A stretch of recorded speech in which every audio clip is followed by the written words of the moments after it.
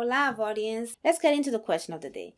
True or false? You need a doctorate degree to practice as an occupational therapist. And you know it, the answer will be at the end of this episode. Hey y'all, I hope you're well. Welcome to another episode of Healthcare Boulevard. This is a podcast where we shine more light on healthcare, and our goal here is to provide more options to people looking to choose healthcare as a career path, regardless of their background. My name is Sena Kakpomo, and I am your host and creator here. I thank you for tuning in. I appreciate your support. Remember, you can tune in on YouTube or wherever you get your podcasts. Without further ado, let's get into today's episode.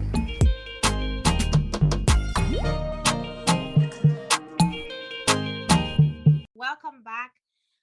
We have another Vardian here today, and that means I'm doing an interview. I'm having a guest speaker on, and I'm very excited. She is an occupational therapist. She's gonna be our second occupational therapist. She's actually been working for a little while. So we'll get into it, see what she does, how she does it, what her journey is. I'm excited to get into it. So let's do it. Megumi, welcome. How you doing? Hi, thanks for having me. So Of I'm Megumi, course. and I'm a occupational therapist, and I'm working currently in the pediatric population. Okay, amazing. So, how long have you been practicing as an OT? It actually hasn't been long. I actually started working last May, so it Okay. hasn't been a year yet. Yeah. Okay, congratulations. Oh, thank you.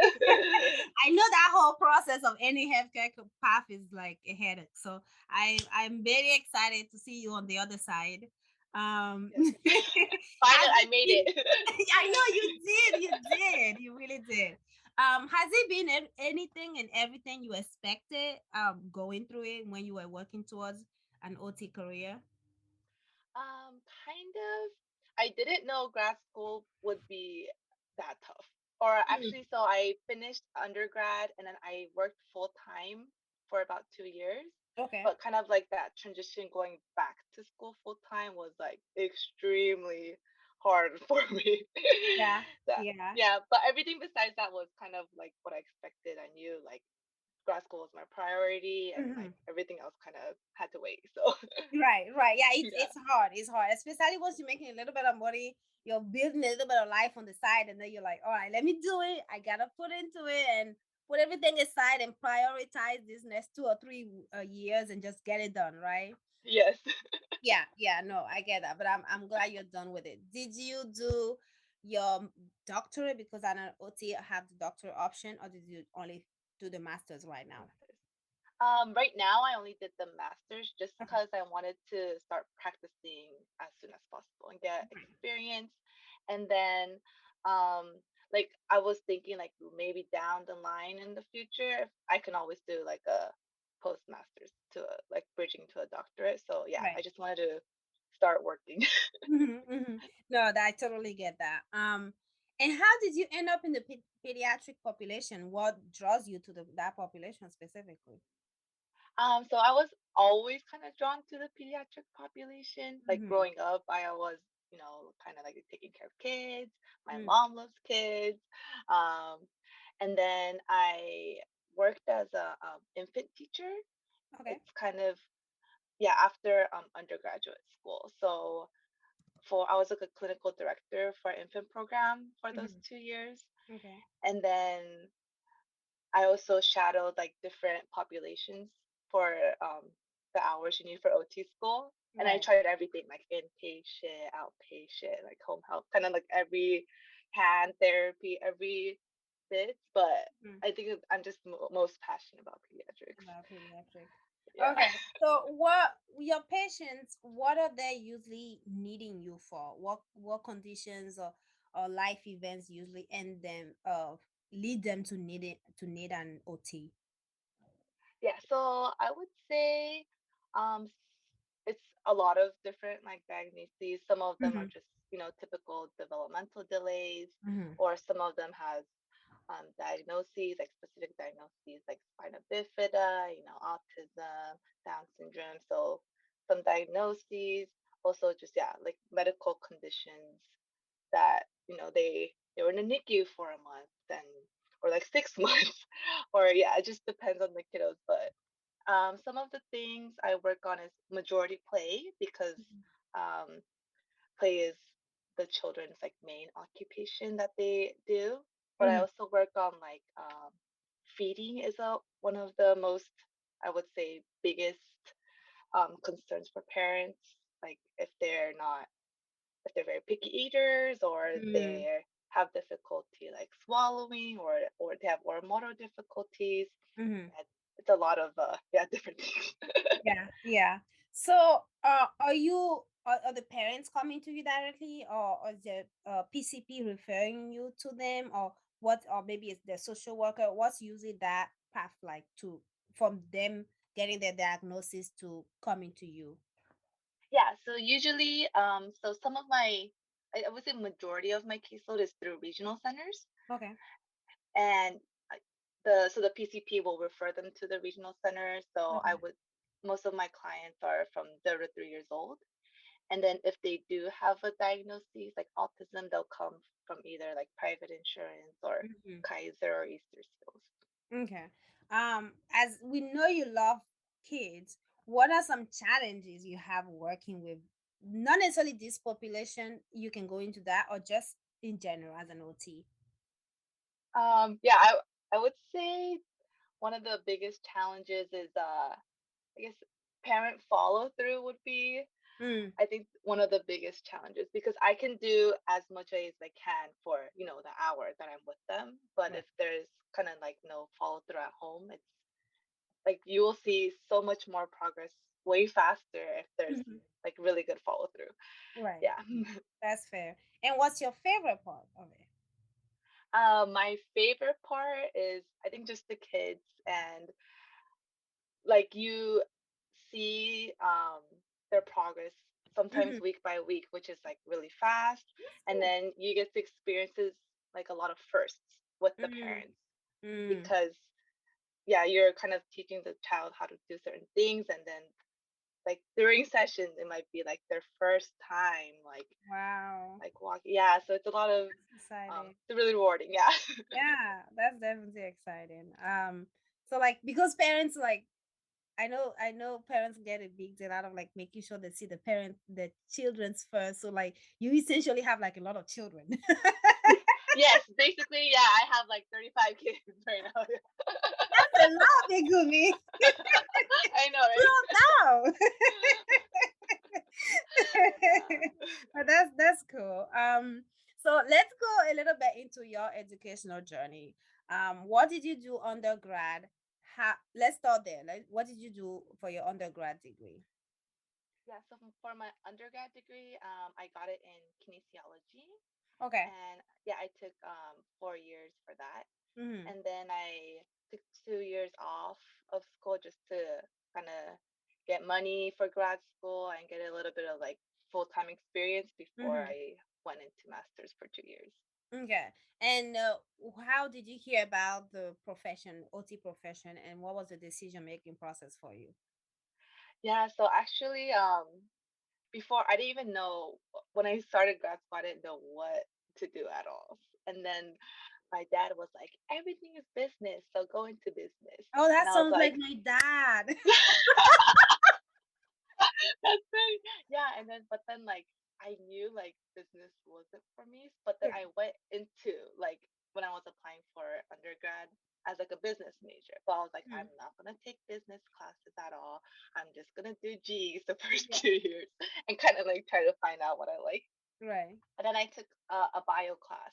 And Mm-hmm. I think that was like really like, oh, I was like, I love bio. I'm gonna be a bio major. And Uh-huh. I talked to some friends that were in bio, and they're like, Mm. do you like microscopes and like laboratories? I and I was like, no, not really. And then actually, yeah, it's actually a friend that introduced me to like kinesiology, like in that Mm-hmm. field of like the human body. Uh-huh. And then I literally like fell in love with like Security kinesiology. And I theology. was like, okay, this is it. And this is for me. This is my major. Uh-huh. But then I didn't find out about OT until So everybody was either becoming like a physical therapist that I knew, Mm-hmm. or like an athletics trainer, like they Mm-hmm. loved working out, or like they just wanted to either do like research and like motor behavior, motor lab, or Mm-hmm. but I was like, none of them are kind of like, like it You're doesn't like, really, it's this not is really not clicking calling with to me. me. Yeah, You want to I have was no like, anomaly, like, I had to find another thing. yeah, yeah. I was like, I need to find something else in Yeah. this kinesiology field. Yeah. And then it was actually like a guest speaker that Mm. came, one of my like core kinesiology classes where they introduce like a lot of professions within the field, and then Mm-hmm. that's when I learned about occupational therapy, and I was like, I oh see. my gosh, like everything they were saying, I was like check check check, and Mm-hmm. then yeah, and that's You're when like, I that's kind of, me. I yeah, found it. yeah, I was like, I found, thank Yeah. goodness. Yeah, and I was like, I felt so blessed. I was like, oh my goodness, like this is it, I found it. Mm-hmm. So Mm-hmm. since when I found it, I like just, I kind of like, I don't know, built my path, career path Mm-hmm. that way. Too much. Yeah. That makes sense. That makes total sense. It's definitely an amazing thing when you just searching and try to figure your career out and you feel like, I found the one. I Yeah, really yeah, found like the I one. thought, yeah. So yeah, no, I get that. So where did you? What was the application process like for you for OT school? Or some of the major requirements? Yeah, so I would say major like prerequisite classes is like anatomy, physiology, Mm-hmm. statistics. There was also like a lifespan course that was a prerequisite. Psychology was also a prerequisite, Mm-hmm. and I think there was a couple more. And then depending on like, the grad school, Cool. yeah, they had like different requirements, but Right. I would say those were like kind of the core ones. The main one. And then did you have Yeah. to take a GRE for most schools require GRE? Yeah, most schools require GRE. I would say half, maybe Okay. half require Okay. GRE. So you Yeah. can like do without it essentially. Yeah, right now, I guess right now you can. We'll see Yeah. about the Yeah, future though, but it seems you're getting moving more toward that space where standardized tests are like they'll try to do without it, which I am personally very happy about it because I do not do well with tests at all, me like too. major test anxiety, and I'm just like, if I never take a test again, I am okay with that. Yeah, same. I am okay with it. Um, so did what about clinical hours? Do they require any clinical hours? And was that a requirement or more of like a preference or like, oh, it's good for your application? I think most of the schools required. I Hmm. think it was only like 30 or 50 hours, I think. Okay. But Okay. yeah, I just got a lot because I just wanted to know which kind of, Yeah. yeah, like Yeah. what the whole aspect of OT was. Uh-huh. And it was specifically OT, like OT, shadowing or following an OT, right? For Yeah, the hours. Okay. specifically. Yeah, Okay. no That OT. makes sense. And so essentially once you get in, are you guys doing clinicals after you have a didactic year and then a clinical year, or is it both combined? Yeah, it was didactics and then the clinicals, like the 3 month clinicals. But then Okay. we had like there's like a week clinicals during like the didactics. Okay. Okay. And as an OT, what's your day like? My typical day Yeah. I would start about maybe I work full time, so I work usually just Monday to Friday, like Hmm. 9 to maybe 4 or 6:30, depending on the day. But I would say I see kids every hour, so I Okay. would treat the kids for 50 minutes, and then I'll write my note, and then clean, disinfect, and then see my next kid. So it's a Hmm. really busy day, yeah. And I'll see maybe about 7 to 8 kids a day. Okay. All right. So yeah, about a kid an hour. That makes sense. Yeah. Um, and so, and this is going back to more basic questions, but to ask if you were to answer to somebody who's never heard of OT, what's an Mhm. OT? What would be your answer? Oh yes. I love this question because not a lot of people know about Exactly, occupational and that's why I'm therapy. doing this. Yes, thank you. Yeah, so we help people develop, regain, or like adapt skills to Hmm. participate in their meaningful daily activities. So I usually like to tell people like think of everything you do from the moment you wake up till when you sleep. So it could be literally, you get dressed, you Hmm. toothbrush, you drive to work, you go to work, sleep. So these activities that we do, they're referred to as occupations, Hmm. and then they're usually confused with like jobs or careers. So Hmm. they're like, "Oh, can you help me get a job?" And I was like, "Kind of, but that's not like the whole occupational therapy Right, focus." But right. yeah, They're yes, essentially like everyday jobs, right? Because these are things like we're expected to do. We don't think about them for those of us who are lucky enough to be healthy and have developmentally everything is good. But of course, the second you can do it, then really becomes an occupation. Like you have to think hard about it and work hard at being able to do it. Like a post-stroke patient, like they were walking fine, but now it's a struggle being able to walk straight. So yeah, I definitely see the confusion there. yeah. But there you have it, folks. That's what an occupational therapist is. Um, Now speaking of that, what will be your what are some leadership opportunities as an OT? Yeah, so you could either, I would say, you could take on like fieldwork students. I would Mm-hmm. say that's a leadership opportunity. You can also supervise COTAs, which is a certified occupational therapy assistant. Mm-hmm.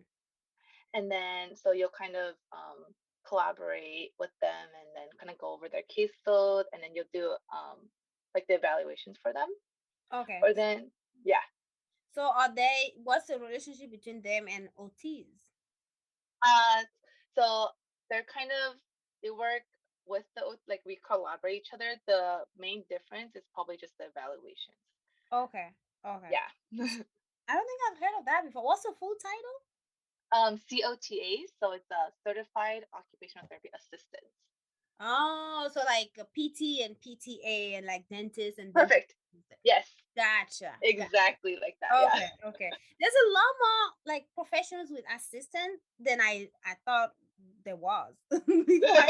I never knew. Like I know the big names, but then I realized like a lot of them have like Like assistant the levels. assistants. Yeah, that makes Yeah. total sense. Okay, okay. Um, what about work life balance? I would say I will have a pretty good work-life balance just Mm-hmm. because I feel like the 2 years that I did work full time, it really helped me. I feel like kind of get back into the working full Mm-hmm. time Mm-hmm. groove. I also like try not to take work home at all. So all my paperwork, Everything. like whenever a kid cancels or like they kind of no show, I'm like, okay, I got to do this report, and I like try to finish the report on time. Yes, Mm-hmm. Mm-hmm. yeah, I would say Like, I would have a pretty good work life balance. good, good. That's very good to hear. And what do you do for fun? For fun, I like to do anything outdoors. I love nature, so camping, like Mm-hmm. snowboarding, Mm-hmm. hiking. Like just find me outside, moving my body somehow. Yeah. I love it. This is state for it. This is state for it. Yeah. um, do you have any professional future aspirations right now? Right now, I would say um, I would. I'm kind of interested in the school setting Mm-hmm. too. So maybe in a couple years I'll try out the school setting. Mm-hmm. There's also advanced practices in OT. So there's like hand therapy or PAMS, which is physical Asian modalities, Okay. or feeding and swallowing. And then so I'm kind of looking into the feeding and swallowing advanced practice. Okay. It will take a long time for that. Yeah. Yeah. So is that a certification or is it like a specialization? Yeah, I took a specialization certificate. Okay. And do you Yeah. go back to school for training for that, or do you work in that field and get the certification? Yeah, so it's you have to work in that field, and somebody who already has the license has to be like your supervisor, and then you get your hours through there, and then you have to take a Okay. big test again. Right. Not again. I know. Like I'm legit like I'm a part of me wants to do like as far as my personal aspiration, like I want to do like psych specialization as a Oh, PA, but hmm, I'm just like the test. it's those tests. I know. I think maybe in like 2 years when I'm more like separated from my trauma of tests, then I can think and can try again. But right now it's too fresh. Like I can't, I can't think Yes, about it. I understand. I'm Yeah, that's working why I was with like, my life. maybe, yeah, down the line, like I'll Yeah. think about it. Yeah. Yeah, listen, let's enjoy this thing that we worked for so long, okay? Yes, yes. So just enjoy it for a little bit before we even think about taking more tests. That's enough tests. That's enough tests for now. Um, so we got that. What would you say is what would you give an advice for somebody who wants to be an OT? I would say, oh, the one thing I wish I did when I Mm-hmm. first got into OT school is make a separate email for OT. Mm-hmm. Just because we're for our school, we use a lot of like Google Drive and things. So all of like your OT resources could be in that one email. So I did a lot of like transferring from my personal account to my professional email just so I Mm-hmm. could have all my resources in one place. That's And really smart. yeah. Yeah, that's one thing I wish I did. I would say like nurture like the family environment with your cohort. I Mm-hmm. think that's one of the biggest. I also got that advice from one of my OT mentors, and she said literally your cohort is like your family. You'll see Mm-hmm. them more than your own family, you know. So yeah, kind of I know everyone's kind of like competing to get into OT school, but like once you're in, you guys are literally in. So Yeah. like kind of just like help each other out instead of trying to like compete. But yeah, So yeah, yeah. yeah. No, that's a great advice. I'm sort of doing things backward here because we're having so much fun and I'm not paying. No problem. No problem. So I'll make this my last question. That was supposed to be my last question, but my last question today is, what do you do? I know you're pretty new in the field, Mhm. but what do you do to sort of keep your knowledge up to date? Oh yeah, I love the continuing education courses Mm-hmm. that we have to take to kind of like just maintain your license. Right. And yeah, so I take these continuing education courses specific to my field. So Mm-hmm. just about pediatrics and anything pediatrics really. And I also, if I learn something from that, I try to find like a research article just to support the interventions that I'm Mm-hmm. doing for my kids. Okay. All right. If you don't have anything else to add, that's all I have for you today. Okay, thank you so much. You're welcome. Thank you for joining. I appreciate you taking the time on the weekday, nonetheless. By the way, this is being recorded and it's almost 8 p.m. Okay, so just y'all appreciate the work we're putting in here. I say yes. Thank you so much, Megumi. Of course. No, thank you. Of course, you have a beautiful evening. You too. Alrighty, bye. Bye. She's back, and the answer is false. You do not need a doctorate degree to practice as an occupational therapist. You do have the option, however, to get a doctorate degree, but only a master's degree is needed to practice as long as you pass your board exam. That's it. Adios. All right, that's all I have for you today. Thank you again for joining me. I appreciate you. Please subscribe, follow, like, comment, and share. And stay blessed. Bye.